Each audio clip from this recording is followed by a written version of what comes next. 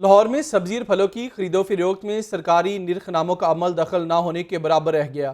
خریداروں سے من مانی نرخوں کی وصولی معمول کا حصہ بن گئی۔ صورتحال کے حوالے سے ہر کسی کی اپنی منطق سننے کو ملتی ہے۔ سہیل قیصر رپورٹ کریں گے۔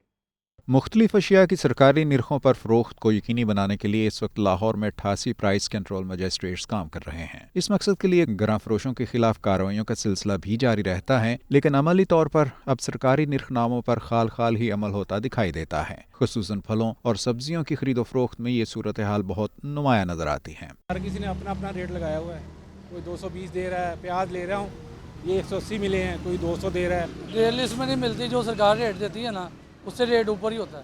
جب بھی جاتے ہیں کوئی اپنے اپنے سامنے ریٹ لگائے ہوئے، کسی کا ایک ریٹ نہیں ہوتا یہاں۔ پھلوں کا تو کچھ اتنا کوئی خاص ریٹ نہیں ہوتا سرکاری، یہ تو ان کی من مرضی ہے۔ عمومی طور پر مختلف سبزیوں اور پھلوں کی فروخت پر سرکاری نرخوں سے 15 سے 20% زیادہ دام وصول کیے جاتے ہیں، تو پھلوں کی فروخت میں یہ تناسب 30 سے 40% تک بھی ہو سکتا ہے۔ اس تناظر میں دکاندار قرار دیتے ہیں کہ اصل معاملہ یہ ہے کہ انہیں بڑی منڈیوں سے جس بھاؤ پھل اور سبزیاں ملتی ہیں وہ اسی تناسب سے اپنا منافع رکھ کر انہیں فروخت کر دیتے ہیں۔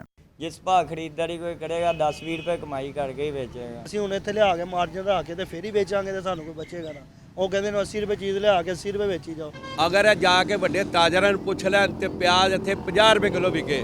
ایک تو مہنگائی کی شدید لہر اور دوسرے سرکاری نرخ ناموں پر عمل نہ ہونا شہریوں کے لیے بہت بڑی مصیبت بن چکا ہے۔ دوسری طرف حکام قرار دیتے ہیں کہ گراں فروشی پر قابو پانے کے لیے اقدامات کا سلسلہ مستقل بنیادوں پر جاری رہتا ہے۔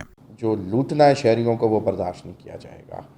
ہلکی پھلکی ٹھیک ہے، ہوتی ہے کمی بیشی، وہ پھر بھی برداشت کی جا سکتی ہے، لیکن یہ چیز نہیں ہوگی جہاں شہریوں کو لوٹا جا رہا ہو اور پرائسز میں ڈبل کا فرق ہو۔ اس پہ کوئی کمپرومائز نہیں ہوگا۔ میجسٹریٹس کو کہا ہے کہ آپ اس پہ فائن بھی کریں اور اس میں جو باقی قانون ہے اس کو بھی امپلیمنٹ کریں۔ اس صورتحال کے پیدا ہونے کی وجوہات جو بھی ہوں، ان کا خمیازہ بہرحال صارفین کو ہی بھگتنا پڑ رہا ہے۔ ہم سے اکثر یہ سوال کیا جاتا ہے کہ مہنگائی پر اتنے رپورٹس چلتی ہیں تو اس کے باوجود مہنگائی کم کیوں نہیں ہوتی؟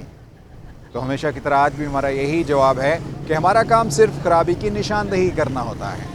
اقدامات اٹھانا ان کا کام ہوتا ہے جو اس کے ذمہ دار ہیں، اور اگر وہ اقدامات نہیں اٹھا رہے تو مطلب اپنے پرائز سے غفلت برت رہے ہیں۔ کیمرہ مین نعمان اجاز کے ساتھ سہیل قیصر، لاہور میں۔